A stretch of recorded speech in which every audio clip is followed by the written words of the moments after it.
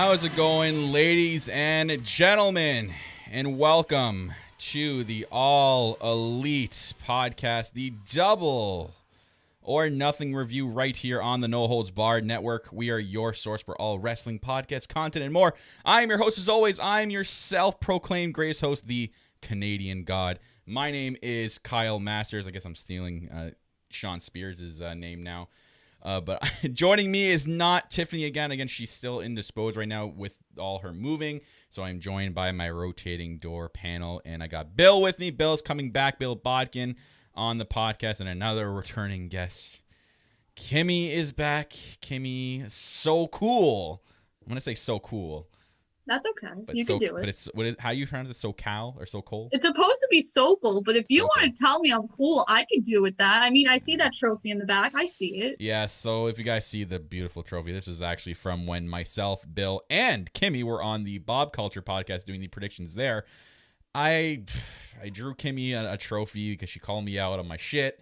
And I said, well, here's a trophy for you. And I accepted it. I accepted it, yes. Yes, you did call me out on something I said, the Revolution podcast. But Kimmy, you're back. I accepted you coming back. It's okay. Thank you. I'm very excited to be here. But we'll just call her Kimmy SoCal Uncensored, since that team doesn't exist anymore. So now that's her gimmick. Well. I'll take it. Well. But guys, welcome to the All Elite Podcast. Usually where myself and Tip talk about everything in the AEW world. We got you guys covered with Dark, BTE, which BTE came out today. Still didn't watch. I did. Elevation.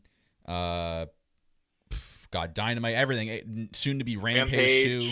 Like, there's just gonna be so much AEW content to cover. But we're gonna try to do our best covering it right here in the podcast. Now, first, I gotta bring this up first because of the podcast situation. Because there's no Dynamite this week on Wednesday, and it's not till Friday, and of course Tiffany is busy usually on weekends. The next All Elite podcast will not be until next Monday. That's when we're gonna review this Friday's show. Anything that comes out during the weekend. So All Elite Podcast will be back a week from today, folks, next Monday, with the next episode, just to let all you listeners in on that. So that's that right there. That was easy. Oops. Yep. Hit the wrong button. Phillium, who is live on the scene in the chat right now. What's up, brother? Phillium. So who was on the prediction panels? What's going on, Phil? I jealous as fuck that you were at Jacksonville, Double or Nothing. It looks so cool, and just watching that with the fans back, I was like, so good. Oh, stupid pandemic. Like, I wish if I lived in the States, I probably would have gone, because I live in a country that's so far behind with everything and restrictions and all that stuff. I had to enjoy it. Watching it on television, yeah, you guys can cry all you guys want, but I mean, I was home too watching it, so it was me too. But still, anyways, hi everyone. America in the chat. just kind of reopened on Friday. Everyone's like, "Yeah, it's open." I'm like, "I'm not ready." Sorry. I love it.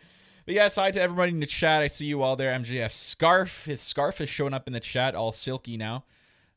Fresh from Double or Nothing in his Stadium Stampede. Hope you're doing well. MJF scarf. We got Phillium in there. We got the Queen Indies. Tiffany showing up showing up. We got Cupid Girls in there. We got Jackie. Oh, Jackie, how you doing today? She always loves when I do the high pitched voice.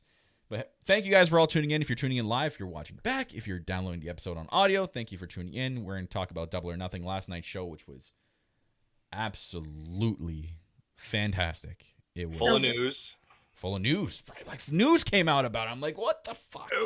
So much to talk about. But yeah, we might as well talk about, before we get into the pay-per-view.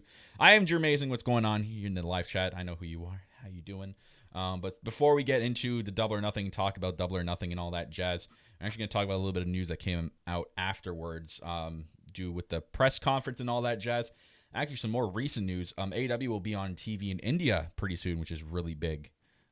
Big money. Sony Sports replied to someone asking about it and said that there will be an official update coming soon. So Sony and AEW getting connected together for India, which is a massive wrestling audience over there. So that kept like TNA alive for years. That deal in India. That's why they did those shows over there. Yeah. So all of you Indian fans out there, I know there's some, just according to our demographics, that are listening to this podcast. It's coming. It's coming. Actually, I had someone pop into my Twitch chat one day when I was doing my Twitch gaming, asking about it, and I'm like, man, like as soon as we know, like we'll let the world know, and here we go, we're letting the world know. If you guys don't know, India in AEW coming pretty soon. Apparently they're they're in the process of signing a bunch of people from Elevation and Dark, which is great. We saw, was it right before the pay-per-view, we saw Bear Country and Mark Sterling signed. Which is weird because Mark Sterling on the whatchamacallit, on the Off the Hop Rope podcast, which he hosts, he said that Bear Country had been signed for a bit, but he is definitely brand new to being signed, which is cool. He's great. He does the Ryder and Hawkins. He's like the third guy in the Ryder and Hawkins podcast. He's great. Yeah. Yes, I agree. Sign JD Drake. We need a Hot Boy Summer, and you can't have it without the blue collar badass. Yeah, you'd think that he'd have to be signed with that whole like faction they got going on there. I mean, that's gonna be another faction for when they do introduce the triple belts, because that's coming after Cody's press conference last week. It's only a matter of time. I'm assuming the belts are in the process of being designed right now, and then they're just working on maybe like a tournament. I'm gonna assume maybe the summer. We're probably gonna get it in the summer, to be real. I imagine I think this is gonna be the summer tournaments. Yeah, I agree. So, I'm here for it. I love a good tournament. Yeah. Leo Rush, yeah, that's right. This is the next bit of news. Leo Rush is under a handshake agreement, so kind of one of these with AEW. He is still allowed to be a freelancer. He will continue to work for New Japan Pro Wrestling, GCW, and other indie companies, but will appear for AEW on handshake terms. So what, he'll probably pop in once in a while, which I'm fine with. I thought that was a pretty cool moment as a Joker, because I had picked MDK to show up, and I know some people, of course, got a little wild, thinking like, "Hey, Daniel Bryan's coming out. Hey, what the hell, man? DB, come on." Here it comes. And while all fine and good, and that would have been amazing, I like that it being Leo Rush, man. He fits that AEW model of just I think that was my kid yelling out in the street. He heard you talking about Leo Rush, Yes, she's really excited for Leo Rush. But he looked great. I thought he was. I know some people are like, he was in there too quick. He also did 7,000 moves in those 2 minutes. Yeah. He looked incredible. He's going to be a great addition to AEW, and yeah, I think it's an awesome move by them. It was someone I didn't expect. I was the outlandish person who picked Daniel Bryan and played the final countdown all throughout the pay-per-view because I thought if I played the song, he'll come out. You manifested. That didn't happen. Put it out there in the universe. Exactly. But, my strategy didn't work. But it was someone that I didn't expect, and that's why I like with AEW. They try to do people that we didn't expect, and even with the Mark Henry announcement later on in the night, whoa! That caught me off guard. Rush, they've been in the works for him for a while, because Tony Khan in the press conference said they had been trying to get him before that, but he was doing the challenge. So Leo Rush has been on their radar for quite some time. I know he just did an MLW deal for a little bit, and he is apparently signed to New Japan. So, which would be cool when he can get over there. As far as I know he's on their website. I know I seen it a couple months ago. He was on their roster website, but anyway. Kind of looks like anyone that appears from New Japan's on that website. I think Chris Jericho's still on it, even though he's kind of really mostly contracted to AEW. I can still get that. Well, I think he's the handshake. He's I was gonna say he's their Leo Rush. No, that's not comparable. But he's on that kind of handshake deal, and he says he came out in an interview recently and said he has a ton of New Japan he still wants to do. Okay, well that makes sense. Cool. Yeah, if he's gonna be one of the lead guys for New Japan Strong to continue on there, and he's still in the States. He can fly down to Jacksonville or wherever they're going to be touring and then come off for a one-off match. I'm fine with that. He looked fantastic last night in that Battle Royal, regardless of what the outcome was. But Leo Rush is definitely a good hand to have. He had a massive pop, which I'm glad he had, because it threw me off guard, because we were all watching at home, and everyone at the stadium were doing the same thing. We were looking at that Titantron trying to make out what the hell that phrase said. And as soon as I Feel the Rush, I'm like, oh, it's Leo Rush. I knew it before Justin Roberts even said it. I didn't feel. I was like, Feel the Rush. I'm like, no way, that's not him. And I'm just like, it's not Rush from Ring of Honor. This is why I knew, Bill, because a couple months ago, I saw I was curious about his theme song, so I YouTubed his theme song, and the one person made a custom Titantron for him, and it said Feel the Rush in it. I'm like, okay. So I kind of I put two and two together. And then he came out and like, oh, okay, so this is a New Japan guy. So we talked about this on the predictions. We're like, it's either going to be so-and-so, someone from New Japan. So clearly they chose the route, someone from New Japan. And speaking of New Japan, this is quite funny. Someone brought this up at the press conference that they talked about Tony Khan's promo towards WWE. And apparently, I put my sunglasses on just in honor of Big Bicep. Yeah, just like this, like. And if you guys haven't seen this promo, just go and watch it. So Tony Khan cut a promo on the other Khan, which is not related, Nick Khan for WWE, saying that they're working with New Japan or going to be working with New Japan. So he talked about it. He said that New Japan Pro Wrestling knew about Tony Khan's promo and were fine with it, and they're going to continue to work together. So there you go. For everyone worried that, they're going to say, screw you, AEW, we're going to go WWE and, screw every other company. Not happening. They're still going to work with Impact. They're still going to work with AEW. John Moxley's their damn U.S. champion, and they love that guy. They like John Moxley is beloved in New Japan Pro Wrestling. So they're not going to cut ties with AEW just like that. The stupidity of the whole thing is like the only conversations that end like New Japan Double we had was about Daniel Bryan going in the G1. That was all the discussion. Was it? Because I've heard that's more. That's what I heard. Well, because there was a whole thing of them being the exclusive partner, American partner, where they were going to trade talent, not just Daniel Bryan. It'd be stupid if they did that. That was the Dave Meltzer report that kind of kickstarted the whole thing, was that Nick Khan had reached out to New Japan back in spring. Let's just say, because I'm just saying it's Memorial Day weekend, summer's here. So back earlier in the year, they had talked about being the exclusive American partner for New Japan Pro Wrestling, and they were going to do a talent exchange at times. And my whole thing was, I just don't see it working because I don't want to get into WWE, but too much. But their partnerships often are one-sided. So that's why that promo was cut like literally minutes before Dynamite. I feel like, and I feel it was like Dynamite's on in 5 minutes. Hey, we're gonna cut this promo right now. Okay, bye. And you look at WWE's track record with quote unquote working together with people. It's not really great. So I don't imagine them just coming together here. Don't get me started on them and ECW. Let's not go there. So or the British wrestling scene. If y'all think that they're ever gonna work well with people, you got another thing coming, man. The guy at the helm there is never gonna work with anybody. But anyway, unless you can buy them. So, unless you can buy them, they'll give a little tease. Oh yeah, we'll work together, and then 6 months down the road, we're just gonna buy you out and not mention you ever again. Yeah, sometimes you have to evolve and do that. But I like that. Sometimes I got it. But yeah, I like a lot of people hated that. They're like, you're such a dummy for poking the bear, and I'm just like, yeah, that guy's got like a $70 bazillion and like a guarantee from Warner Media. He's okay. Yeah, he can probably offer more money than they are. he's not a dummy. Like he wouldn't go out and start shooting from the hip like that if he didn't have a plan. At least I don't think so.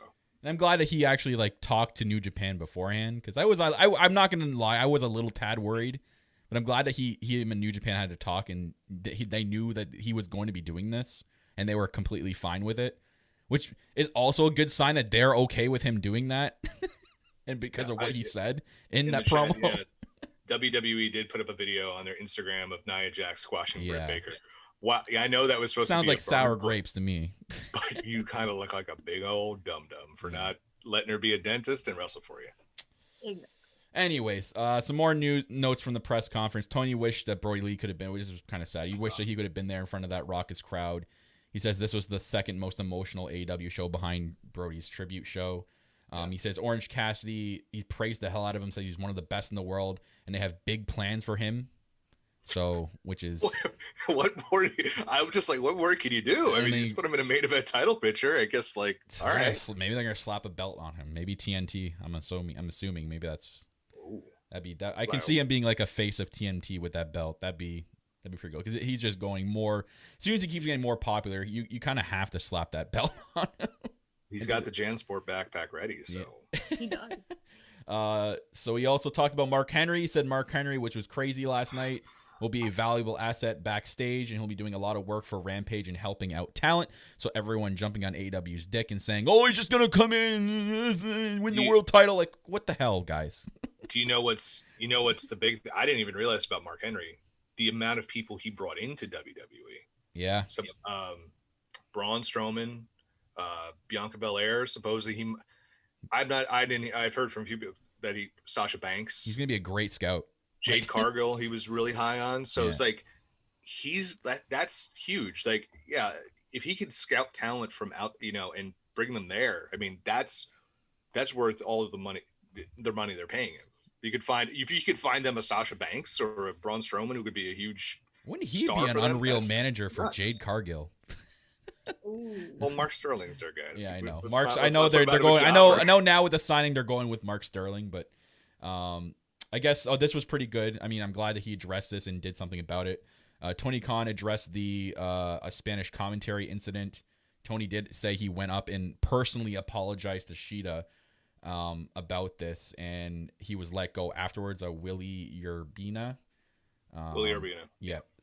He says stuff like this in AEW is never tolerated. So I'm glad he did something about it right away. And he personally went up to Shida to apologize. He didn't send a coach or anyone. He did it himself. And it just goes to show you how much of a fucking awesome guy Tony Khan is. Like, the guy literally loves everybody there the same. Like, no one's treated differently. No one's treated better. He literally loves everyone the same and treats everyone with the same respect, which is great. Yeah. And speaking of Rampage, he says it is going to be a mix of live and pre-taped show, but it will debut live. So that first episode will be live.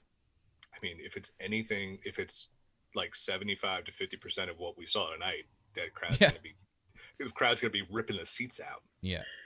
Other than that, they did say, it was briefly mentioned, this is kind of interesting. So he says they have big plans to do a Halloween special Dynamite this year. So I'm wondering what they're going to do with that. So there's going to be a Halloween-themed Dynamite. They need to hire me to do the next St. Patrick's Day Slam just to get all the sponsorships and get everything right. Just guys, I've thrown St. Patrick's Day shows in like arenas before. Let's make this happen. Your boy's available. Resumes in the mail tomorrow. Come on.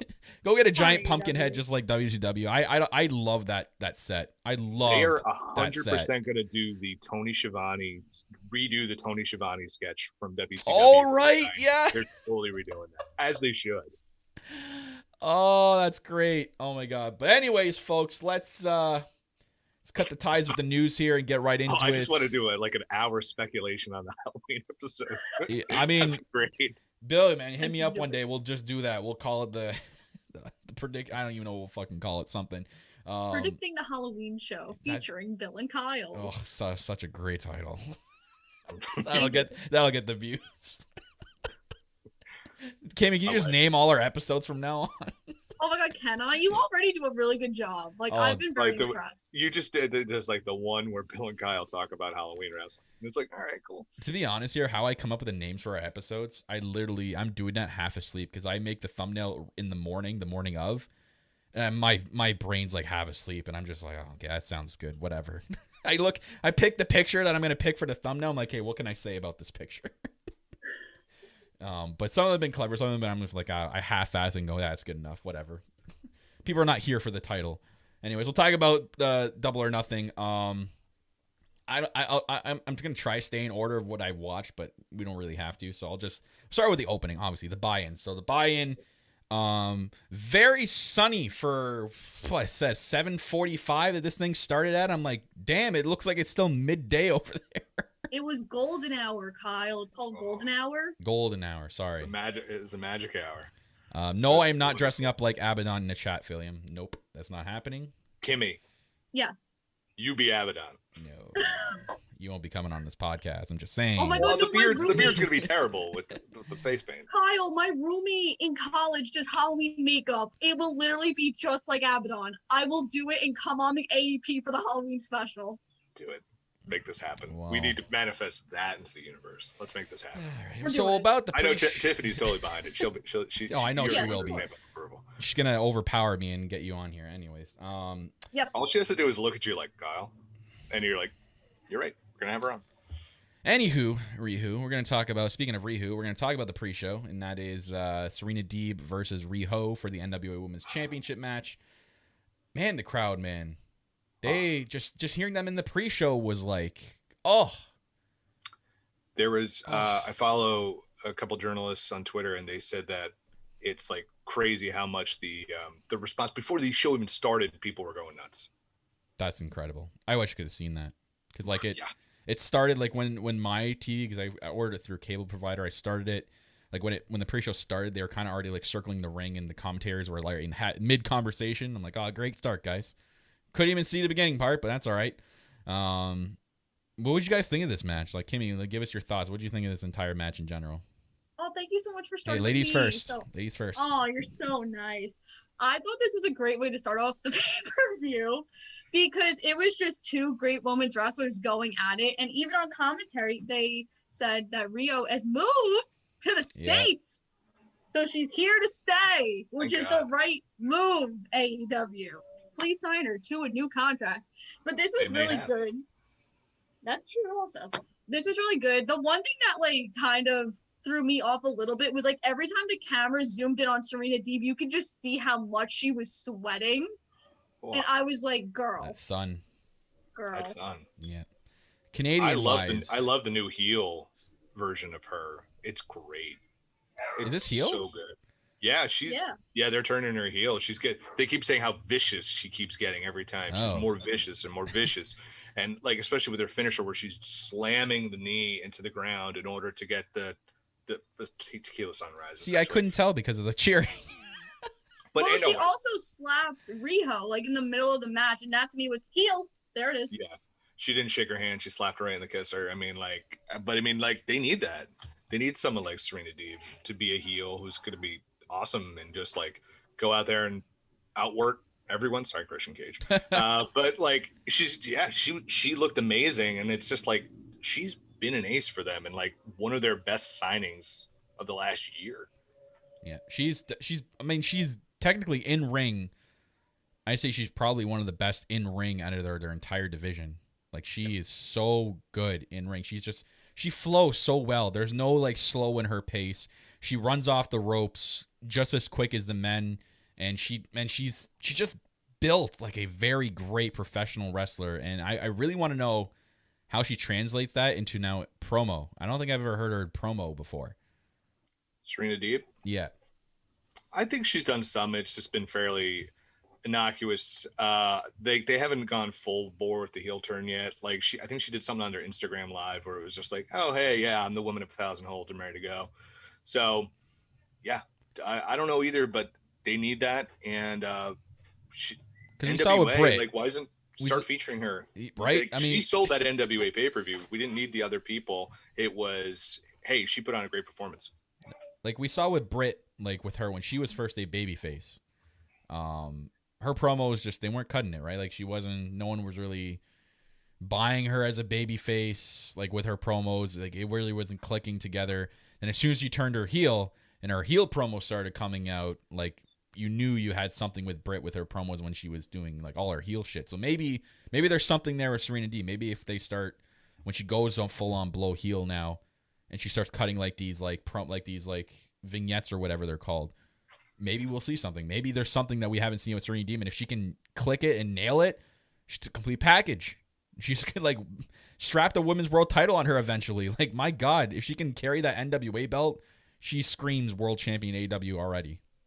And Rio was great. And it was just a reminder that, hey, yeah, I'm great. And I think it's like the pre-COVID era women's ace and the COVID era women's ace colliding. I thought that was really cool. And yeah, they had a nice little history. So yeah, I'm looking forward to just that women's division now. There's something special coming. Yep. We'll see. I mean, they teased a new era. I know we didn't get any like big debuts, but they teased a new era crap all weekend, and especially with Britt Baker. Like they mentioned it a couple of times during that match. Like, you know, she's gonna don in this new era. So I imagine something has to become big to this division. Like Tony Khan said, there was a bunch of big signings. I think now when he was saying big signings, I know he's now referring to Mark Henry, big Literally. Signing. Yeah, and he's doing it on the show that Mark Henry was on. So, like...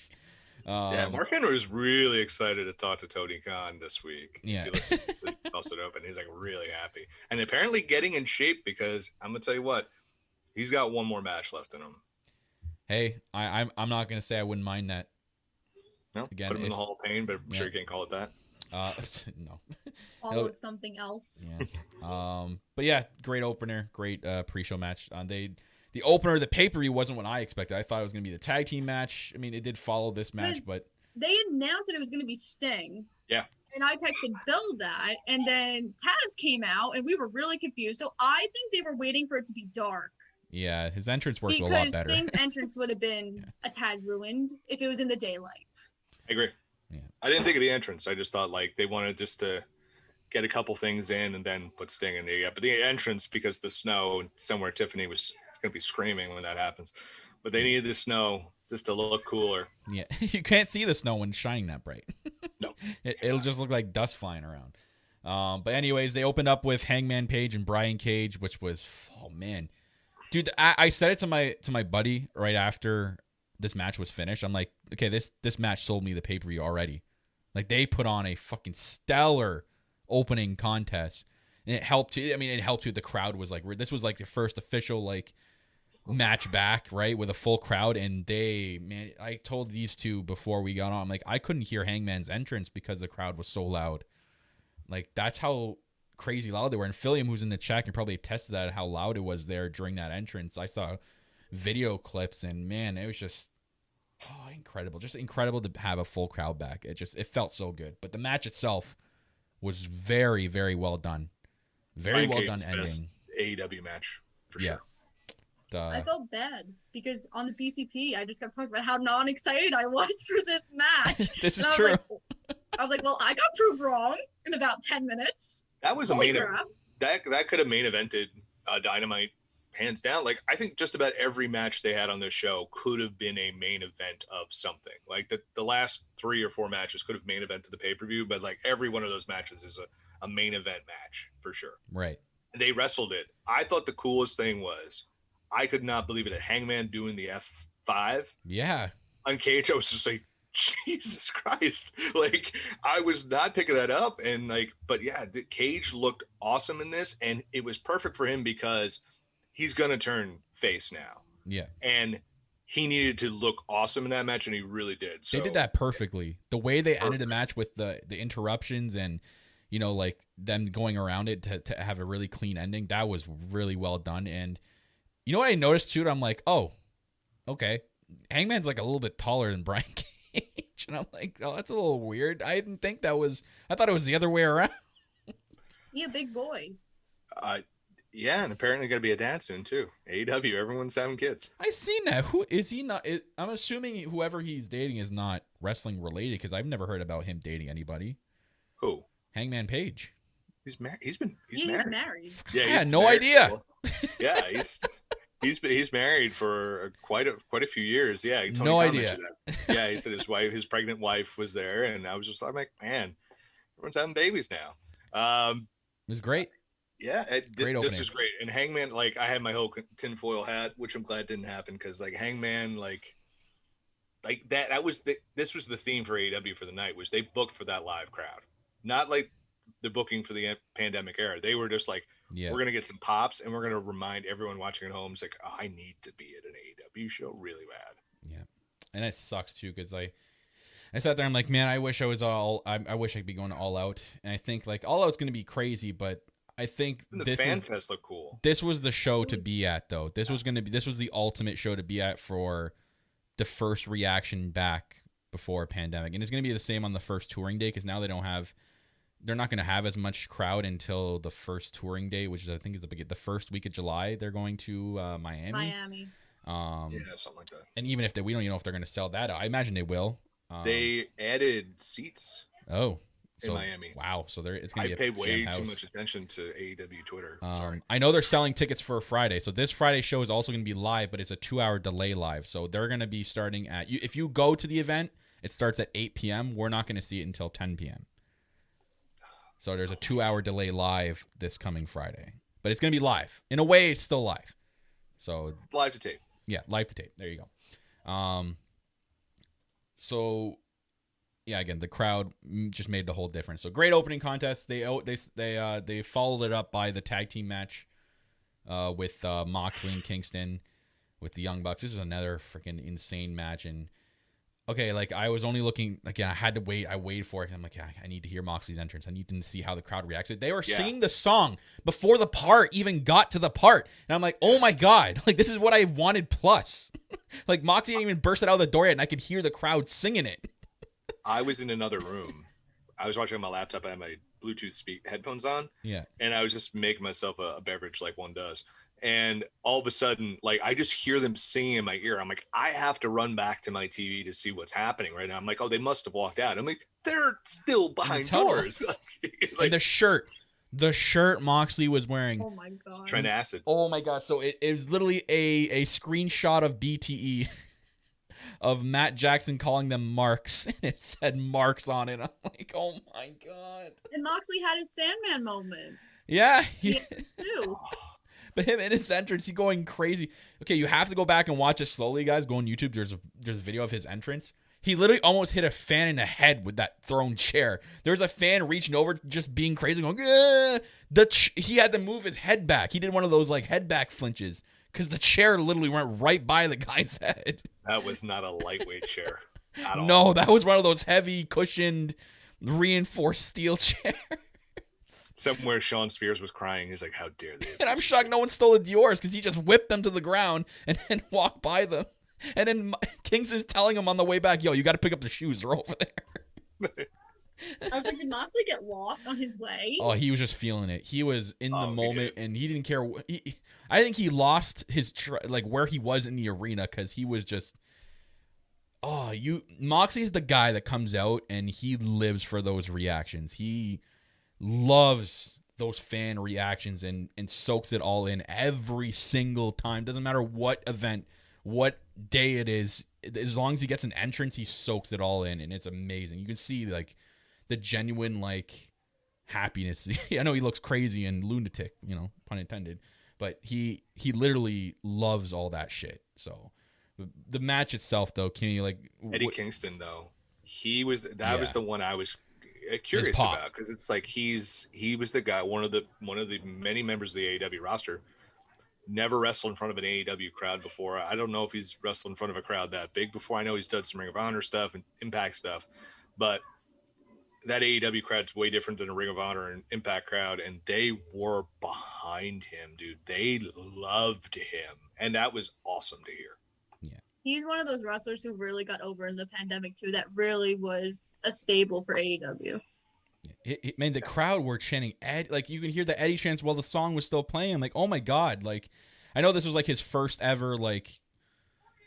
This is like his big moment in front of a large ass crowd, like a large ass AEW crowd, and he was, man, I just felt so good for both of them. Like that was such a cool thing, and the Young Bucks got like the proper boos, like the necessary boos that they were got. I'm like, oh, this is perfect. They're like, this whole moment was just great, and the match itself was fucking, oh man, that was so good. I want to watch it again. It was that good. I want to watch it like 3 more times. Oh, we got everything in that match. We got it like the Young Bucks like crazy ass move style. We got everything physical from Moxley and Kingston.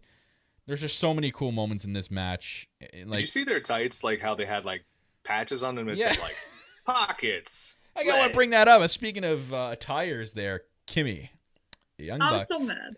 How did you feel about their coats there, Kimmy? It looks kind of familiar. I don't know. Oh, I wonder. I think if anyone watched WrestleMania Backlash at the end. No one did. No, no, there were like people who said, "Oh my God, that's Rollins' suit."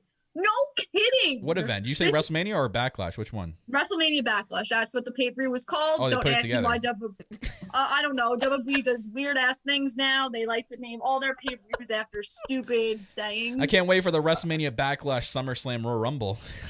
I'm looking forward to Money in the Bank Hell in a Cell WrestleMania because that's going to be sweet. Oh, that's going to be a great event. Yeah, that's good. That follows up That follows up Elimination Chamber Rumble Survivor Series.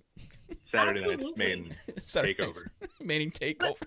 I will say, Rollins is obviously the drip god, and the Bucks are just trying to be the drip kings, but they'll never get to where Rollins is. I'm sorry, hey, you won't get there. Well, you know what Rollins is. You know what they didn't get. He did start with the suits and stuff, but he doesn't have the danglies. The danglies. He's not a dangly daddy yet, and he is a dad. He can dangly. And he doesn't have the headbands with That's the right. That's right. His candelabras. hair is too pretty for that, though. He doesn't need any headwear. His hair is perfect. But I feel like if he did that, it'd be pretty funny. I don't think Becky would or if he allow had the that. dangly earrings, if he did a dangly earring, I'd be like, that's pretty cool, Seth Rollins. Yeah. You're right in my book, kid. He's got it now. Just put a clip on, man. You don't even have to get a real piercing. I mean, I don't think that septum piercing is real on Nick Jackson. Oh, Hey, you never know. Can we talk about Nick Jackson dyeing his hair? Oh, okay. Look, You it mean was Macho Man Nick Jackson? Because I thought it was Michael Hayes at first, and then he started doing the Macho Man. I'm like, oh, he's doing a Macho Man. Okay. His it's hair perfect. is orange. Yeah, as it should be. Why? Because he's a heel and he wants people to hate him more. And it's It just doesn't annoying. It looked ugly. I think that's also. See, Kilroy, I think they're doing it on purpose. I don't necessarily think that the Young Bucks are making fun of Rollins. They're friends, so I honestly think they talk to each other and go, okay, what do you, Rollins, like Snapchat us what you're wearing. Okay, we're gonna try to find something like this. It's playful little jabs, and Yeah. I think we need that in wrestling, and that I think it's fun. It's fun. And I didn't even know until Kimmy pointed out. Really, and that's just for me not watching both products, but clearly because Kimmy watches both products, she knew right away. So Well, it's also Seth Rollins. I mean, yeah. I screamed in my house, and my dad was like, "Stop!" And I'm like, "No, this is ridiculous at this point. Where is Rollins' tweet about the Forbidden Door? I'm waiting for it." Oh, it's funny. But yeah, great match. Very good match. I'm trying to think what followed after that. I think they did the. I like to point out that my pick of Kazarian coming out. Oh, that's did right. happen, not in the same way, but now he's the elite hunter. Oh. I'm good with Angry Frankie coming out and fighting people. I wouldn't mind him and Chad Zubat. Angry Frankie. Frankie. Do you want to mention that they did do an all-out announcement? Chicago. They did like a commercial with Cody Rhodes. It's coming back to Chicago. They didn't confirm Sears Center though, which is interesting. I've seen some thing that it's the Now Center or something like that, which might be the Sears Center now. But they didn't confirm an arena, which is weird. They confirmed the arena. I saw a poster for it. I don't know how legit it is. They did Full Gear as well last night, and they confirmed the St. Louis and the arena. But all out, there's no arena confirmed, which is interesting. I don't know if they're gonna try to switch it up and go. No, not I mean, it's possible, but I don't know. One day, I think it's gonna happen. Yeah, I kind of think maybe they're kind of maybe trying to work things out with maybe the United Center. And they go bigger because that's a big arena. So I think especially if all goes well, which is what I'm hoping, they could fill that for sure. Yeah, and especially if they're gonna be. I mean, you know what's cool too, interesting too. I made note of that promo at the end, like right at the end, where champions are made, and all the belts were in the background, like behind the cityscape. I'm like, okay, why though? Like, what's the point of it? Like, this obviously meaning that all titles are going to be on the line. But they usually are. Usually are. But I don't know. It was weirdly that they made it a point to make those titles like stand out behind the city, and then they put the slogan "Where champions are made." Well, I mean that's where they crown Jericho as the champion. Yeah, and who knows? Maybe the AEW does this thing sometimes. I feel like they always throw out these little things or like, let's see what you think this is. It might not be, but hey, maybe it is. And then we're just sitting there just like Charlie Day and It's Always Sunny with like, our eyes are bloodshot and we have string going everywhere and corkboards. Don't think I haven't done that. I haven't literally, but that's how my brain works. It's just like we're trying to piece stuff together. I mean, the last few times we've been on these podcasts, we're just like, well, what if? When's this date up? What does this mean? Like, I kind of like that. It's fun to speculate. It's so much fun to speculate. It's like a mystery box show, and you're just like, oh, cool. Let's speculate. It's just you can't get your hopes up, and please don't think CM Punk's going to show up because we need to stop thinking that because that'll get your hopes up real quick. It's not me. It's Kyle who thinks that. No. I'm talking to. No, he's talking to the general Twitter. I love CM Punk. I've always loved CM Punk, but it's just at this point, it's just like if he shows up, I'm not getting my hopes up. Wow, it's going to be amazing. If he doesn't show up, okay, like I'm done with it. I'm just like, all right, fine, you're not in it. That's cool. Like, cool in the gang. Like, let's move on from you, or you'll be down there one day or not. Like, So I'm just not looking forward to. I'm not banking all my Chicago hopes on CM Punk. And to be fair, Kimmy, to be fair. Oh, I forgot there was a soundboard. I'm like, to be why fair, is there Kimmy, I would love to have CM Punk back, but I'm not the one that's getting my hopes up every pay-per-view and tweeting, "Oh my god, I hope CM Punk's here." Oh my god, I'm not one of those people. I'm glad you're not. Okay, but Jackie did mention in chat Battle of Belts. Battle of Belts. I think that's going to be the name of their really special. Their TNT specials next year. The quarterly specials. It's almost certain that's what they're doing. Who knows though? That could change. You never know. Because it's so far away. So yeah. Besides that, we'll talk about the Casino Battle Royale, where the winner receives a future world title match. And God, did that ever? I mean, I picked Christian Cage. Bill picked Christian Cage. Who did you pick again? Penta. You picked Penta, which I thought Penta was eliminated way too early. I thought he'd be one of the final three. Especially, that reaction that Penta got, though. Oh, my God. Did he ever get a pop? His gear? Oh. Yeah, the Joker gear? Yeah. I mean, the pops that some of these guys got were ungodly. I mean, they have a little problem with Max Caster because people really, really like him. Oh, yeah. He got a massive pop when he came out there. The edge line was great, too. Oh, my God. Colt Cabana got a huge reaction. Yeah. Uno 10 got a massive reaction. And there was a lot of Brian Pillman in the Blondes people were chanting Pillman Jr. I'm like, I've been to MLW shows and people weren't chanting Pillman Jr. No, it's like to MLW, but I'm just saying that was like his promotion. And then they're going to be a big tag team. They're going to be a really top team. FanFest, their line was literally around the stadium for the Varsity Blondes. Yeah, I mean, there was other people who came in. You're just like, my God, the reactions these people are getting are. Some people got good reactions, but there are other people who are like, that was God tier reaction. Yeah, when Jim Ross says Evil Uno has a fan club, you're like, oh, okay, he's really popular now. As opposed to last time AEW crowd saw him, they're like, I never want to see him again. Right. And it's funny that Griff Garrison came from being the guy and being the elite that was mistaken for Jungle Boy to this now.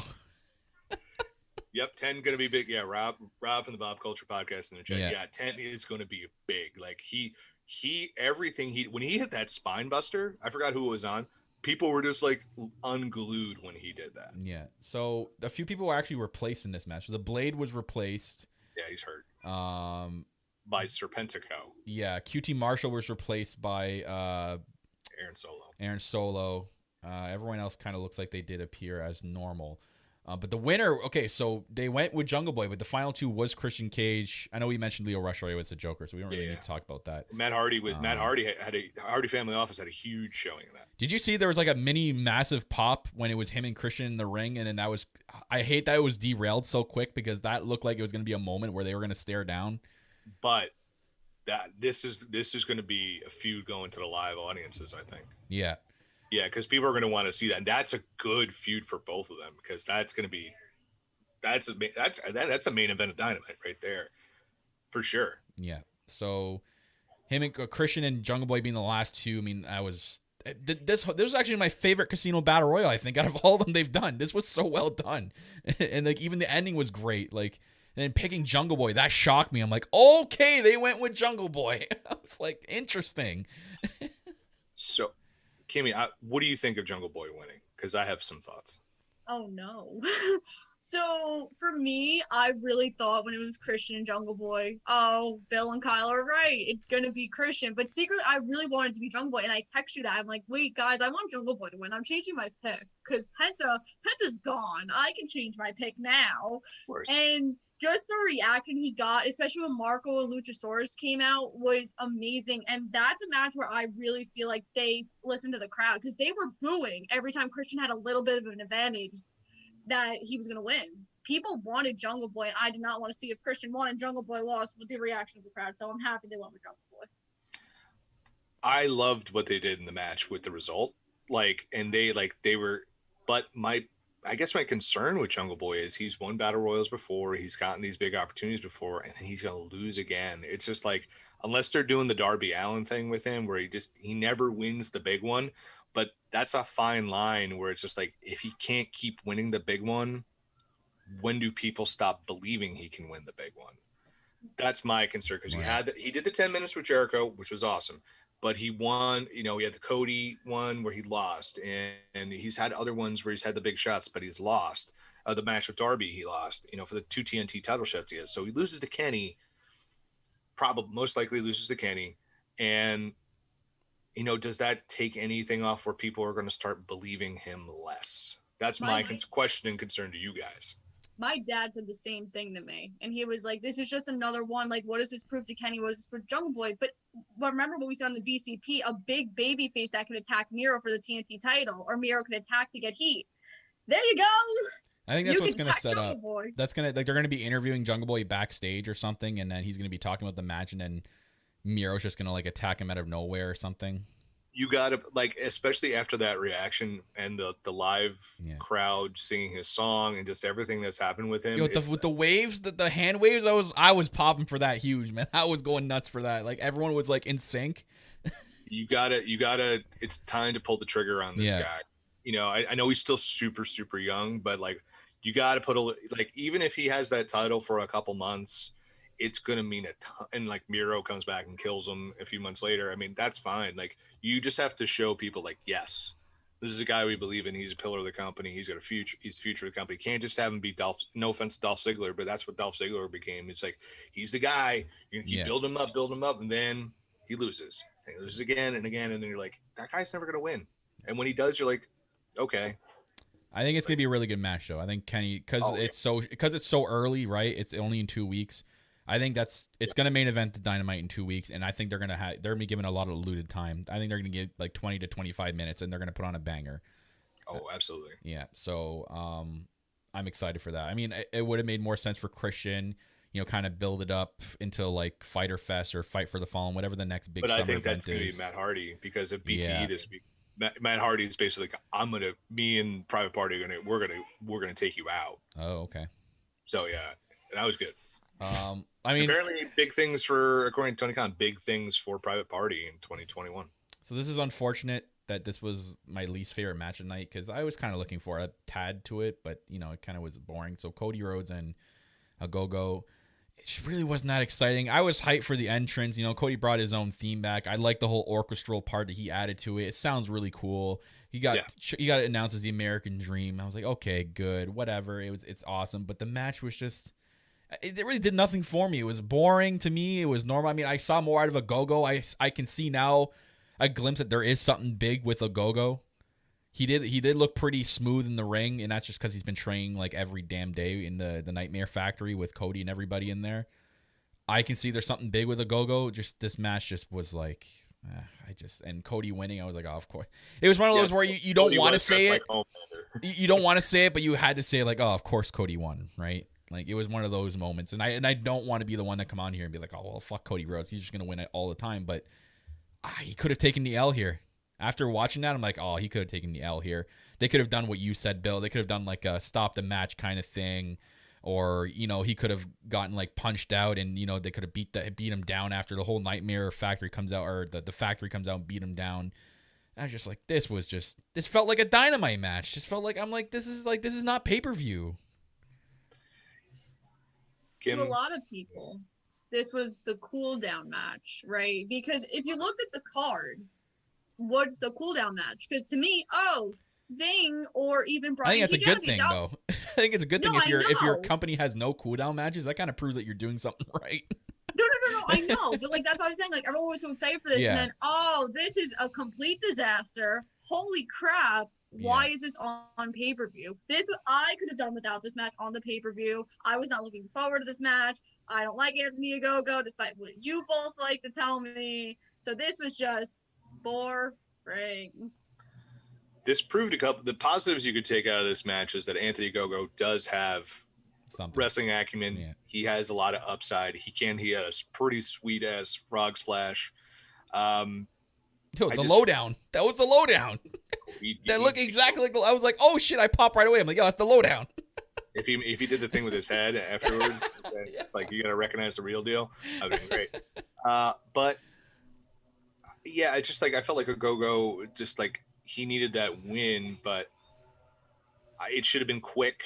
I know why they booked it this way. I mean, like I said, this was a perfectly booked match for the live crowd, and people popped for Cody when he came out. They popped for when he won, but they were pretty quiet during this match. Yeah.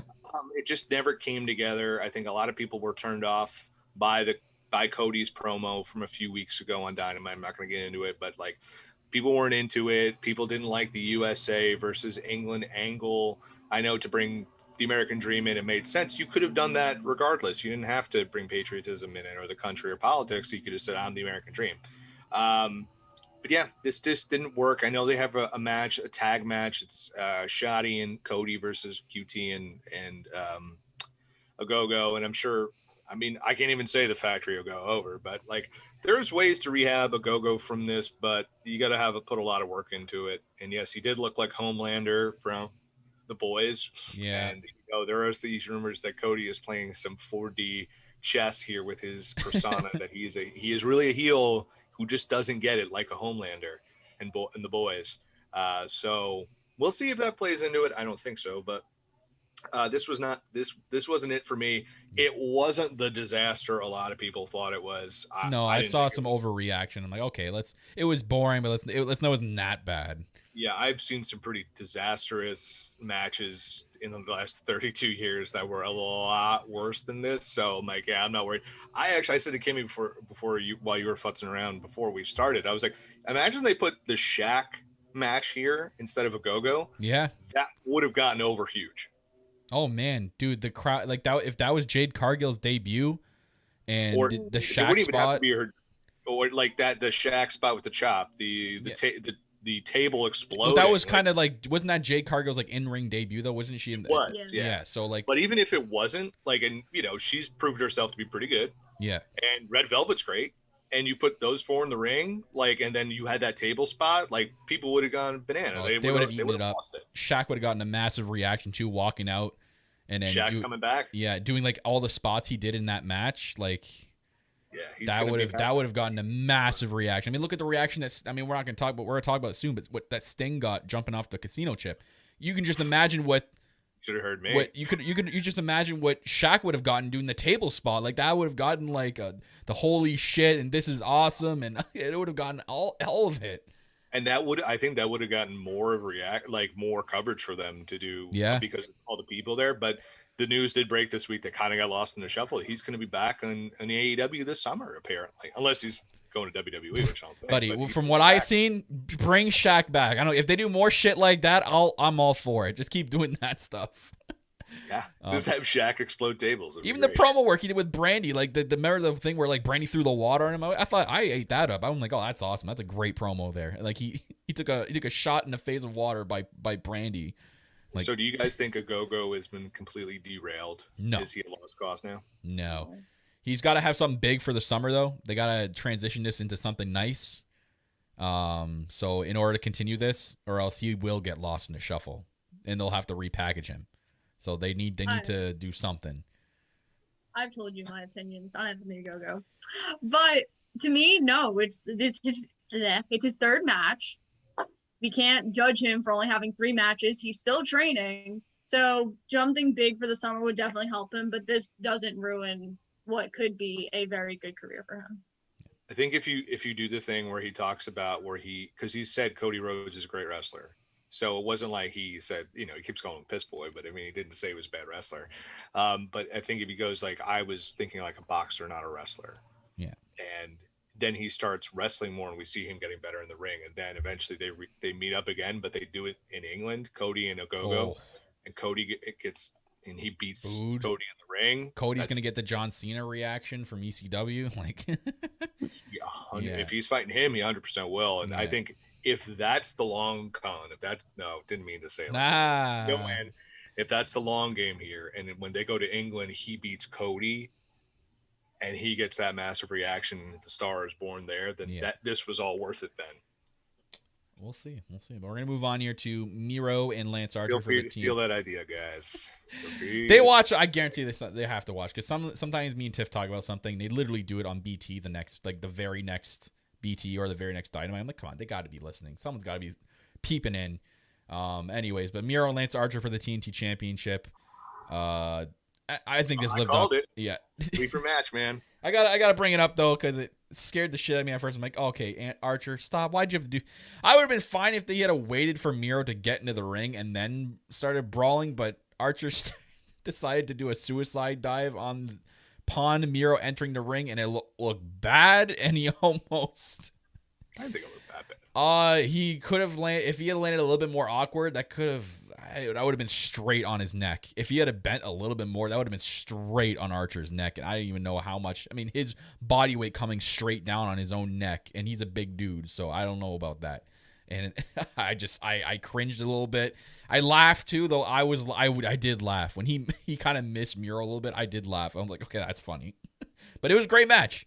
It was a very, very, very big hoss fight type of match. Two big guys clashing, and this was definitely like Archer's like biggest test. Like this was the biggest test he's had. Every match he's kind of had in AEW, even if it's been with Cody Rhodes and others, I think Miro put up the biggest test out of all of them, which is great. That's good to see because you want A, your TNT champion to look really good, and B, Miro to look very good because what the momentum he's riding right now. And the finish was great too, of them choosing to have him pass out, then tap out.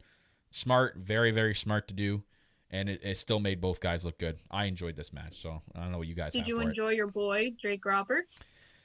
I don't talk about him because like it scares the shit out of me every time he's out there. I know he's probably doing good in DDP Yoga and all that stuff, but he does actions that don't help me believe that he's going to be okay. When he does stuff, when he falls to the ground and starts reaching at his heart, he does that every time. If you notice, he falls to the ground, he reaches at his heart every time, and that scares the shit out of me. So, do you guys think that Lance even needs Jake anymore? No. Like, He never did. I think he did in a little bit in the beginning because he was never known as a talker. But I think like Jake the Snake Rider is still a valuable piece of the AEW team, like to teach a lot of people. Because I mean, the guy's always been a great promo, always knows his stuff.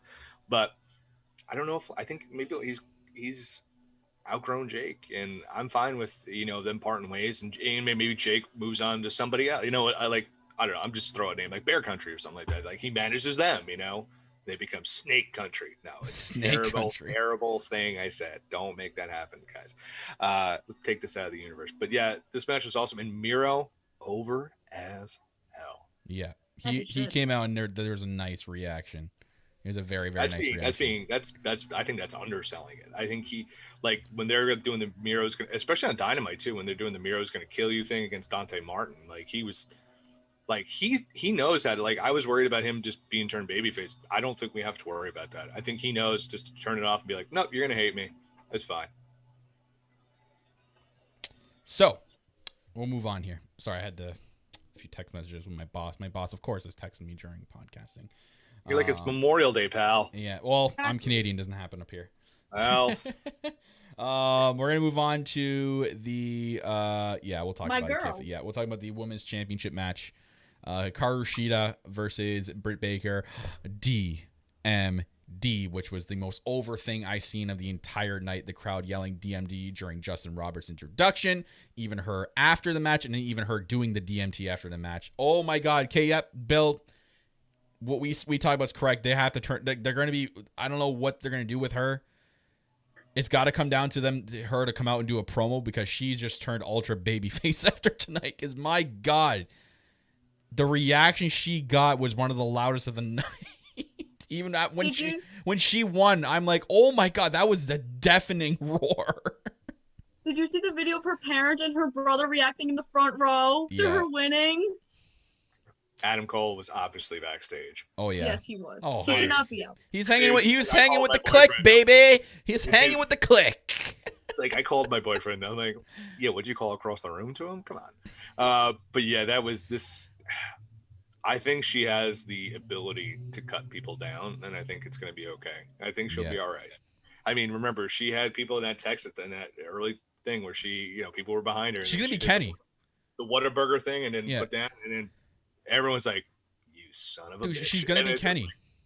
She's going to be Kenny. Kenny is literally a big, giant heel right now, but he gets cheered no matter what arena and what crowd it is. He always gets cheered.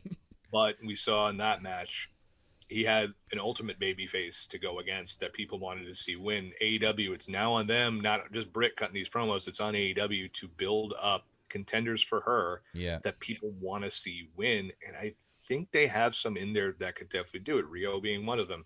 Statlander. Ty Conti. Her in front of a live crowd, she's going to do real well. Yeah. It's going to be tough. But this match, oh boy. Okay, I thought they were going to keep it on Sheeta there for a second. I'm like, you got to be kidding me. You can't do this. There was a few times where I'm like, oh my God, they're actually going to keep it on Sheeta because like it was too close. I thought it was going to end when Rebel, not Reba, accidentally hit Britt in the head with the crutch. I'm like, oh God, yep, they're gonna keep it on Sheeta. I thought that was it. I'm like, body bag, zip it up. This is over. The Reba thing I could have done without just a little. I mean, I understand character-wise, like why, but to me, I just think it would have been so much more if Britt won solo. And even the part where Rebel went backstage for 2 minutes to grab the new towel they dropped and the champagne. Really? Did you really gotta do that? As an ultra heel, yes, yes, 100%. Can't let the reaction confuse you from that she's an ultimate heel. Like she hates everybody. I'm surprised Kimmy has not brought this up. Look at the way she celebrated. Did you see it? Like the curb stomp? I know. Modified famous. But did you see though?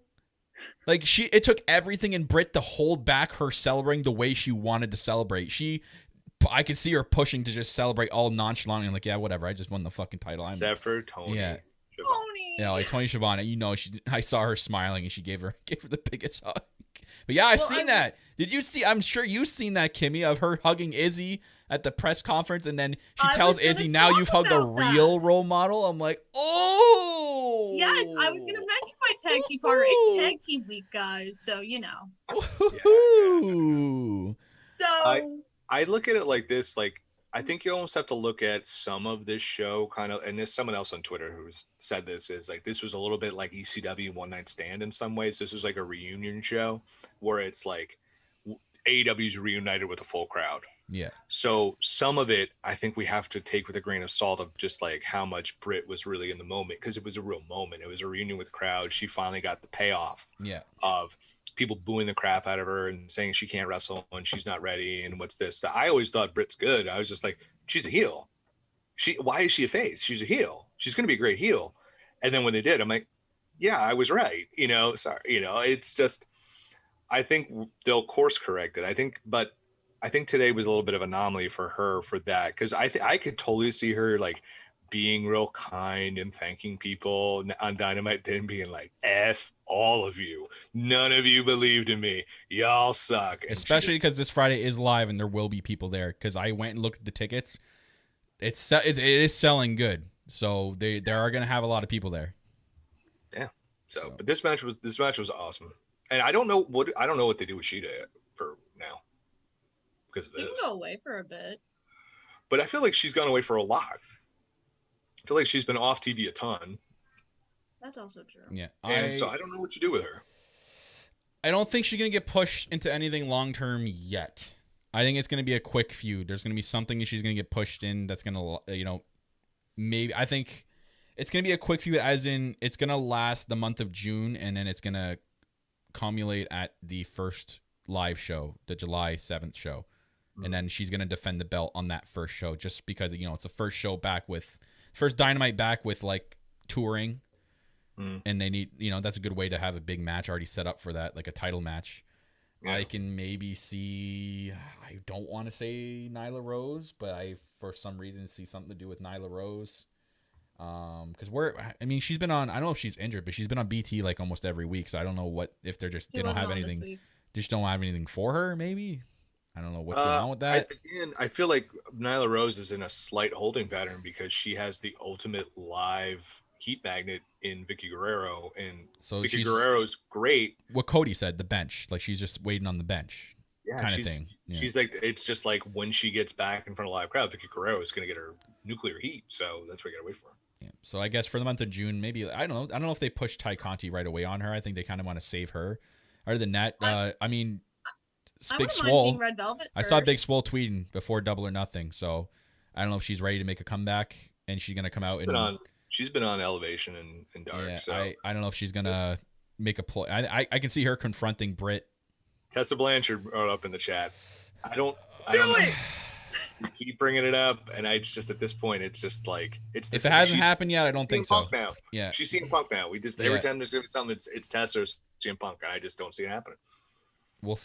I'm gonna leave her in the back burner until we run out of options. But their division right now is good as it is. Oh, by the way, yeah. I'm gonna throw this out there right now, and you mark my words about this. All out women's casino battle royale. The Joker, Maki Ito, calling it now. Then her. Do you think that they'll? Do you think that will mean like, is it just a one-off, or they're gonna officially sign her? Like they're gonna be like, hey, come move over to the United States. I think she's just gonna be someone who has a working relationship with AEW. Like, I don't know if she'll ever fully sign with them. I don't know. Because they've done it now what twice now with two Japanese they've made. So Hikaru Shida has moved here full time to work with AEW. Now Riho's now moved here full time to work with and AEW. Ryo Mizunami I think is moving here. So there you go. You got three that are gonna Maki Ito. It'll be interesting, but I could see her as the Joker, and that pop she'll get coming out in Chicago. Forget about it. Yeah. You heard it here first. My Saruga, I would love. That's right, Cubic. I'm a big stan for My Saruga. Her and what she's been doing on Choco Pro, and she was in the first round of that women's tournament as well. She'll be there. She'll be in AEW for sure. Yeah, I think she has a lot that she can bring to the table. But we're gonna move on here to continue this, so we're not having a 3-hour long podcast. Because triple threat time. Yeah. Oh, I was gonna talk about Sting and Darby Allin, and Ethan Page, or Scorpio Sky first. Oh, I thought we were going. Sorry. Sting, my God. Yeah, Sting was the story here. Although Darby looked like the I Like Turtles kid from the viral video, he looked exactly like it.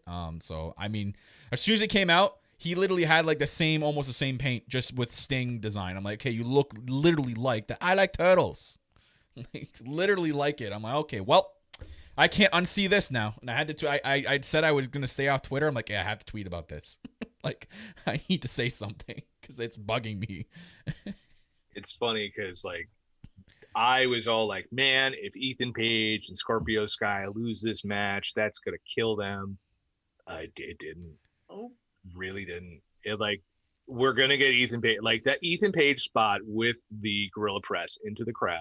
Oh, man. Tony Khan is like, I finally got my Bam Bam. He watched the video. He's like, I watched the videos. Can we do something like this? What do you guys want to do? I seen you throw him into a pool. What can we do over here? And he's like, hey, we're going to throw you into the crowd where all the wrestlers onto are. His brothers. Yeah. I'm shocked they didn't make Fuego be front and center there and make him catch Darby. Well, Fuego caught Miro. Yeah, he did. Yeah. I saw him there in the beginning. I'm like, oh, he's getting a spot tonight. Poor guy.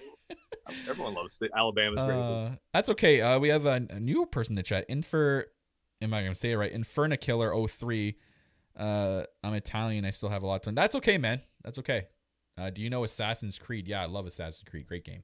But yes, anyway, Sting and Darby Allin, Ethan Page. I love the matching gear by Page and Scorpio Sky. Finally, they got some matching gear there. I mean, that's got to tell you something that they're going to be staying a team for a bit, right? They don't just... Maybe.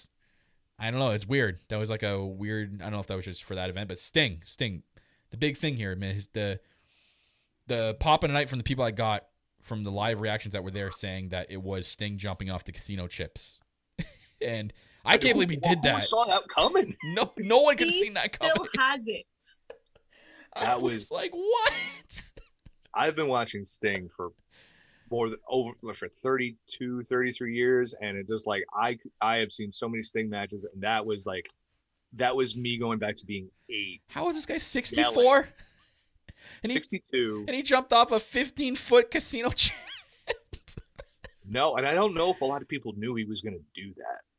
Like, no, you couldn't, because everyone's like, damn, this guy's going to have like 1 spot, 2 spots in this match, and it's going to be all Darby. And this guy is like, nah, I'm going to jump off a casino chip, fam, and land on both of them. Ta-da. And then The finish, though, was so logical that the veteran holds onto the rope, preventing Scorpio from hitting doing the cutter. Slingshot cutter, and then catching him logically for the Scorpion Death Drop. I was like, that was the most like it made so much sense that he would have caught him like that, and it wasn't just like, oh, Sting tapped him out in the middle of the ring. We're like, well, I guess Scorpio Sky's done. It's just like it just was like that, and he won. And I'm like, that's the sign of a veteran. That's what he would do. And I'm like, that makes all the sense in the world. Kyle. Yes. I think you were on to something when you said about Darby and Sting breaking up the other day. Oh. Because I don't know if y'all caught this, but Darby, as Sting was celebrating on those ropes, Darby was like staring at Sting. And I was like, what is this hinting towards? Stop playing with my emotions, AEW. So I think that's hinting towards something. I don't know what, when, how, but that's something. Well, Sting got interviewed on the weekend prior to Double or Nothing and says he can still feel the power bomb from Brian Cage for a few months back. I imagine he's going to, I know it doesn't look that way, but I think he's pretty banged up from this match. So I don't imagine we're going to get anything with him soon. I think if it's going to be something with Darby, I don't know if they wait till All Out. I mean, that cinematic match could sell for All Out. I think it could. So, I don't think you have to rush that. No, that's why I mean they can do stuff over the summer, and then maybe near the end of the summer they could start breaking off. And you do what you. I like what Bill said during the predictions where he says that like Darby, like you need to passing the torch like from master to Padawan, like take this rock from my hand, young grasshopper, and you'll be I've ascended or whatever, kind of like that kind of thing. So I don't know. If they do it, Darby's going to be like in charge of that whole thing, because he said like Sting is like someone he really respects and gets it, and he said if I was paired with someone younger, I'd probably bang my head into a wall a million times a day. So I think like if you're going to lead down that road, it's going to be something really crazy. And hey, that's a hell of a Halloween match. Oh, that's true. If they wait till Halloween, if they have this big plans for the Dynamite edition, that'd be great. I mean, putting those two guys' minds together to create a cinematic match, it's going to be money. Like, it's going to be. I mean, they did such a good job with the cinematic tag match with Team Taz, and that was all Darby and Sting creating that. So, like, I mean, that's just that alone just proves that what we just said could happen. But this was a great match. I really enjoyed this match. It was a lot more than I expected. And it did its job. We're going to talk about the triple threat match now, though. The world title. Pac, Orange Cassidy, Kenny Omega. Oh, man. Kenny. I got scared that I wasn't going to be allowed to watch AEW anymore because what my dad told me before the match about how if Orange Cassidy won, I was not allowed to watch AEW in this house anymore. I got very scared. Well, did your dad have a collection of tennis rackets in his closet? No. Sounds like it. Sounds like a cornet. Oh, I agree with you, but I was very scared. But thankfully, I could watch AEW in my house. But this match exceeded all expectations. Orange Cassidy got so over with the crowd. That pop. But you wouldn't think, like, how much more could he be over? But you're right. Yeah, and I just want to point out that my boy coming out dripped in gold. That was, it's hilarious though. I honestly think do you think it was because of Bully Ray? No. Yep. Because I instantly thought of what Bully Ray said as soon as I seen him come out looking like that. Like where he was wearing all the title belts. He literally was wearing all the title belts. And it was literally what Bully Ray said. I think there's a little tweak there. Yeah, it was. Hey, look, if it was me, I would have done that. He also don't look so good. Like he looked boss. He looked all like having all those belts dripped around him. Like, okay, this is the man. This is the best guy in wrestling today. Doesn't matter. I don't care if the stands are gonna come at me and go, no, it's Roman. It's Roman. No, this is the guy right here. Jim Ross owes him now. He said, if Kenny Omega wins, I will say he is the greatest wrestler in the world. He is the greatest wrestler. Like, look, he just looks so good with all that belt, and he deserves it because look at this match was so damn good. Oh my god! Like the ending, the multiple finishes we got at the end. Like I was on the edge of my seat for this because I honestly thought at one point that Orange Cat, the one spot where he threw Pac out of the ring to pin Kenny, I'm like, oh, that's gonna be it. I'm like, they're gonna do it. They're gonna pull the trigger. I should know better. So I've been watching wrestling a long time. I mean, you could tell by the gray in my hair and my beard. I'm not young. But that's the thing about AEW is that, like, I should know better that Kenny was going to win this match, and there's no way Orange Cassidy is going to win. But I literally I was jumping out of my seat, pulling my hair, like, oh my God, they might do it. And then all of a sudden I'm like, wait, but there was a few times where, like, Pac might win this because he was the forgotten man in a lot of this, but that spot where he would not let the brutalizer go. Yeah. And they slip in, oh yeah, this is a 3-way, no DQ, blah, blah, blah. And I saw a lot of people react on Twitter. Oh, why are they being like WWE, blah, blah, blah. And I'm just like, this actually makes sense because, you know, they used that disqualification thing to get him off and to hit him with all the belts. That was perfect. He used each belt until the very last belt, the AEW belt, to knock him out. I'm like, you couldn't have written a better ending to this match. I thought someone was going to tug on the AEW belt. That's what I thought was going to happen. Like, there was a reason they were waiting for it. The AEW title was going to be last, the way someone was going to throw it and someone was going to pull it down. But I didn't know who. I was thinking it was best friends were going to come out. And so one of them would have stopped him or something, but or one of Lucha Brothers or something like that, but it didn't happen. I thought, and this is a theme for the night, I thought the commentary on this match was incredible. Like Don Callis almost having a heart attack, like literally, and then yelling shit at one point. It's just like, that was perfect. And Tony Schiavone just being utterly biased and being like, especially in Stadium Stampede, he was like, can you just slam that trunk on his head? That'd be great. And even JR, I felt like this was JR's best AEW call, bar none. You could tell he was ready and he was ready to go. Yeah, he made mistakes. They all made mistakes. But, like, he sounded great. But Don Callis made this really good. And, my God, I did think they were going to strap up Freshly Squeezed, and I was ready for it. And the way they ended it, I was just like, that was perfect. As a match that no one cared about. Everyone's like, this isn't built well.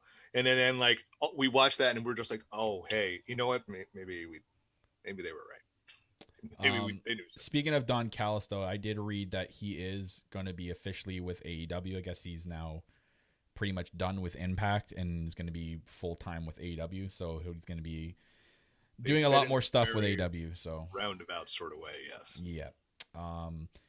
Yeah, a lot of people were like surprised, but it was just like, that was well known. I thought that his contract with Impact ended in 2020, like 2021. Sorry, Jesus, I can't remember years.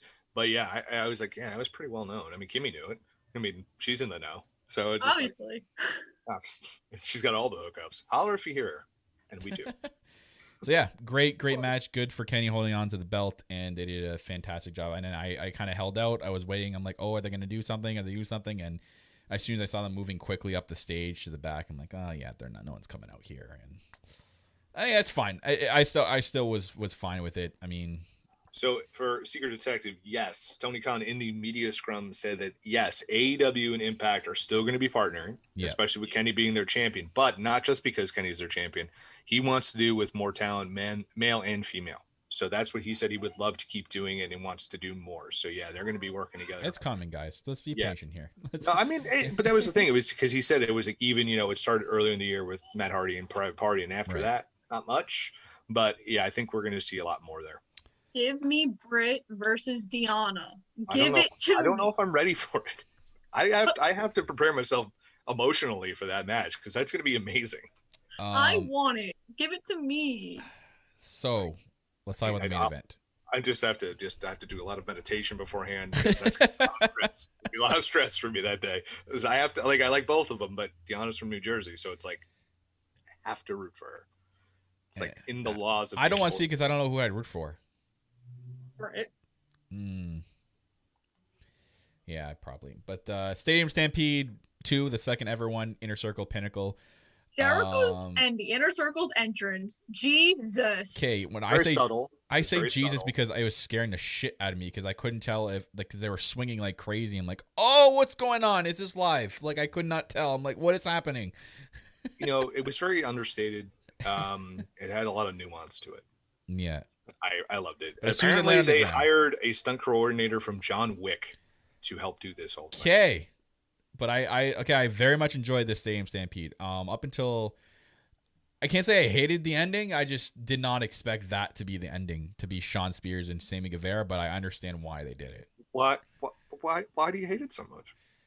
Because I thought the story was going to be Jericho. I thought that they should have ended with Jericho and MJF. I think they should have ended with Jericho and MJF. But when the outcome was made that the Inner Circle won, I'm like, okay, so now I get it, because they don't want to bury MJF because he's the leader of the Pinnacle, and I think that would have actually derailed any momentum from the Pinnacle. But this makes a lot more sense, because as much as I love my guy, I'm wearing his T-shirt, he kind of is the weak link in the Pinnacle, right? Like he took the fall here, and it made Sammy look good because he's the future, right? He's a massive star, and they did give him a good rub here by being the one to win it for the Inner Circle. But besides that, all the arena stuff, the stadium stuff that they did was amazing. From the Jaguars coach showing up to, I popped hard for that. I was so excited. I love when he was like, "Oh shit!" And I was like, handing him the footballs and the laptop and everything.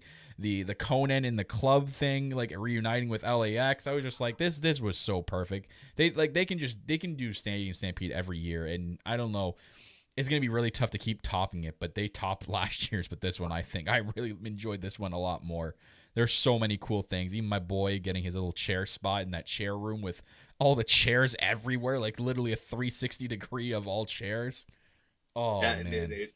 Someone pointed out, Kenny pinned Sammy in the first one. Sammy gets the pin in this one. So that makes a lot of sense. Full circle. Full inner circle. This was really the match for Sammy to look strong too. Like, I just felt like throughout the match, you just saw Sammy doing all these cool spots, maybe the flip off the wall. Yep. I was like, "Whoa, buddy!" Yep. I thought this. Yeah, they balanced humor well in this, but not too much.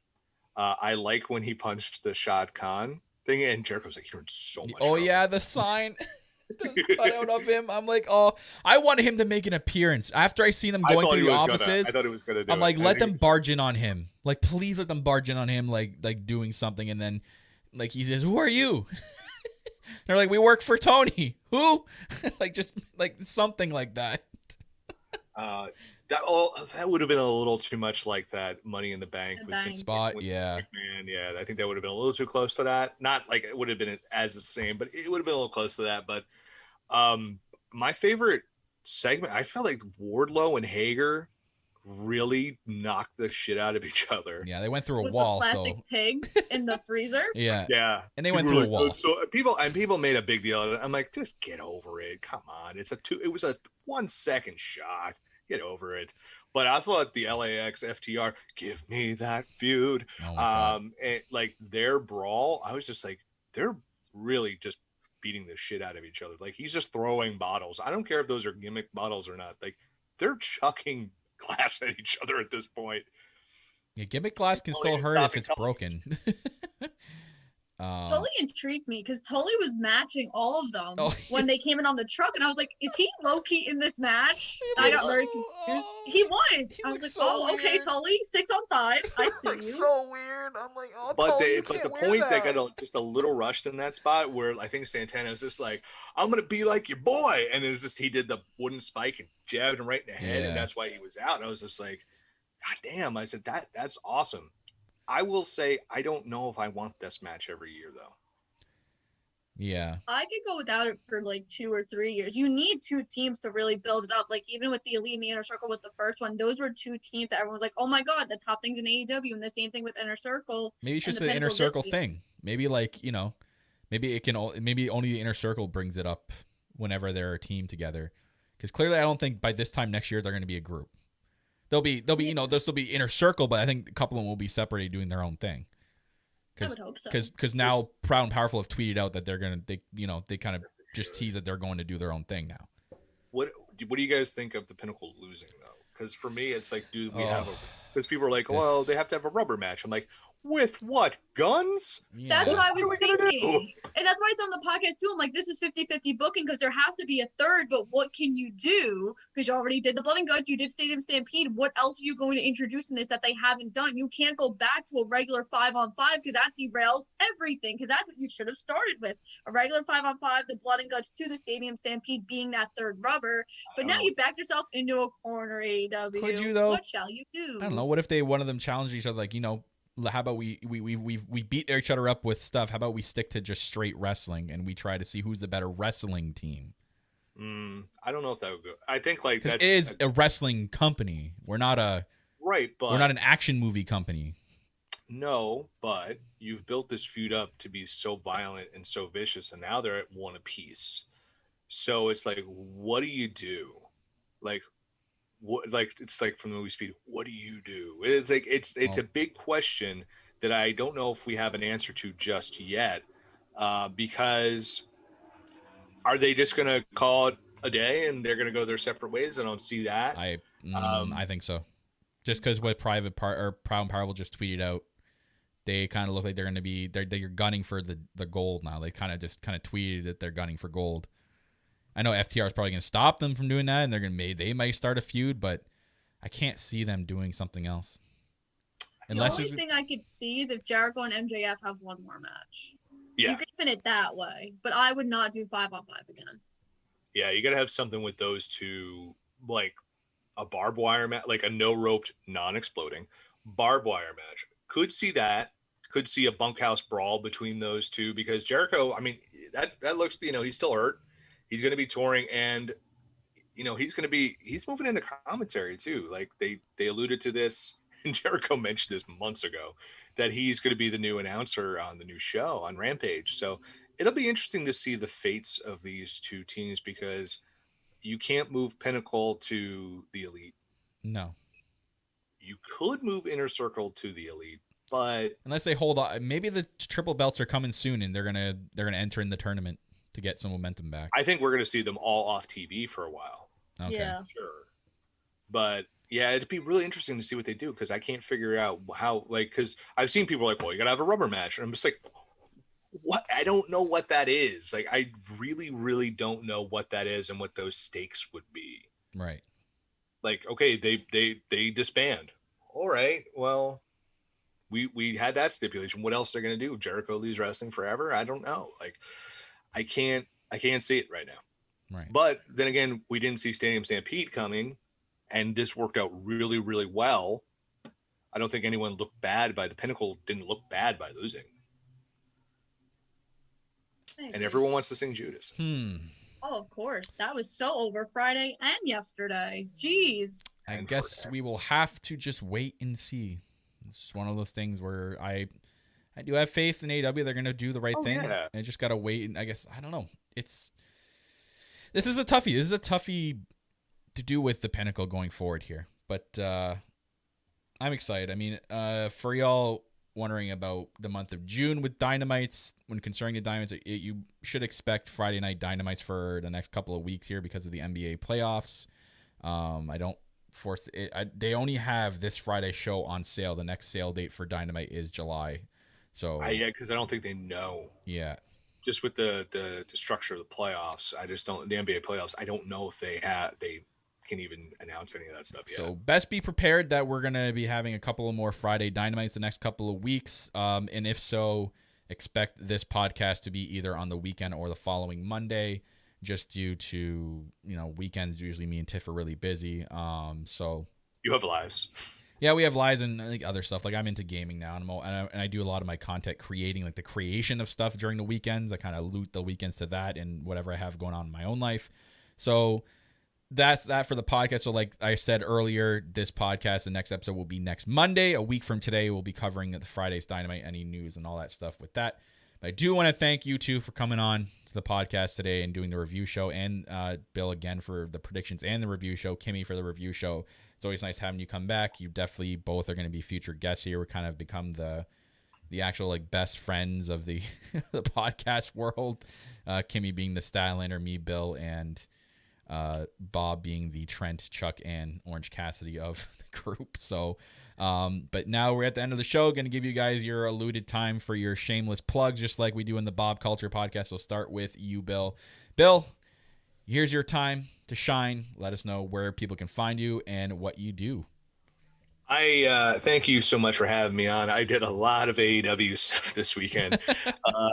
If you must follow me on Twitter, I am at Bodkin Writes, WRITES, and if you need to know Bodkin spells BODKIN.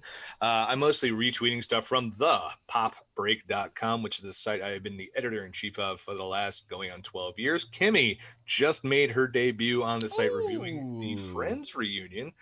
Thank you so much for that.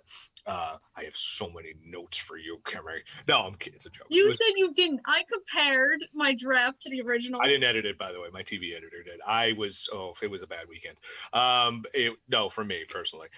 So thepopbreak.com, every single day we are talking about television, movies. Yes, the movies are back, which is crazy. Let's go. Then we have, of course, music. Concerts are back. Wild, comic books, anime, pro wrestling, digital trends. Of course, I am also the co-host of the Socially Distanced podcast, which is the flagship podcast of thepopbreak.com. I host it every single Thursday, which might change because low-key decided, hey, not the wrestler, the show, and be like, hey, we're going to drop on Wednesdays and not Fridays. So it's like, crap, we got to figure out a new day. Because I don't also want to give up wrestling on Wednesdays.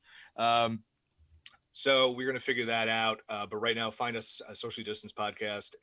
We are on Spotify, Anchor, Google, and Apple Podcasts. Of course, the Pop Break has a number of podcast hubs on those same sites. That would be, and the winner still is Pop Break TV, the Way Too Early Oscar podcast, and the Breakcast. And on the Breakcast hub, you can hear my first official episode of This Wrestling Podcast, This Wrestling Life, a podcast, where my good brother Kenny Pete and I, we talk about wrestling fandom. We talk a lot of random indie stuff, and we talk about underrated wrestlers. And this episode, we are talking about Too Cold Scorpio, one of the greats. And follow the Pop Break on Twitter at the Pop Break, popbreak.com, all spelled out on Facebook, and at the Pop Break on Instagram, which should be updated since we'll be going to probably start shooting concerts again this summer. Awesome. So, Kimmy, your time to shine, letting everybody know what you do and where people can follow you at. I feel like this list gets longer every time I do a new show, and that's kind of scary, but here we go. I mean, I know, like, I have people downstairs in my house right now. I left my company to do this podcast, so you're welcome. Yeah, I left my family downstairs, so yeah, apparently I have to grill hamburgers. Bless you, girl. Bless you.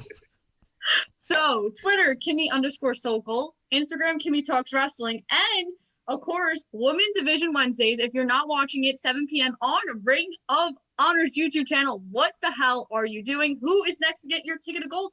Who knows? I low-key have mine in a very small fortune, because Wrestling with Questions is coming soon to a YouTube channel near you. You can also find me on East Coast Autograph Auctions on Facebook. We're doing a bunch of virtual signings. This Saturday, we have former WWE superstar Jillian Hall and recently released NXT superstar Brandi Lauren. Ooh. Whoa, crazy. Oh. And of course, the Pop Break, you can also find me there, because I'm going to do more stuff with Bill, because now I joined everything now. And I was like, wow, official, yay. And also this week, my internship with the Open Mat, I'm writing all about real wrestling, NCAA, high school, amateur, international, and Olympics. Pro wrestling's real wrestling. You're talking about amateur wrestling.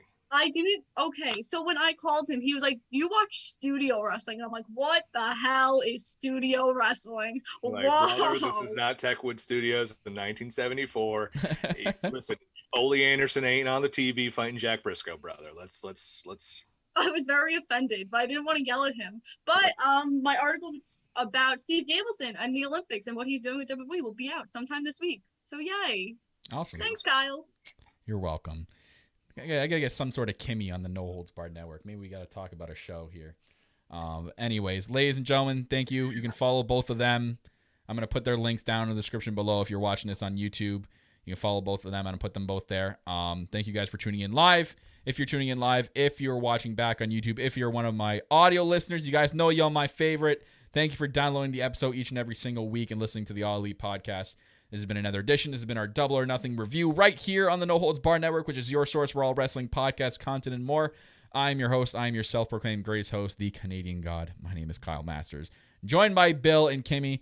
And as we do here, we love to give Kenny Omega the spotlight and give us a nice sign-off. So, Kenny, take it away, son. Goodbye. And good night. Bang.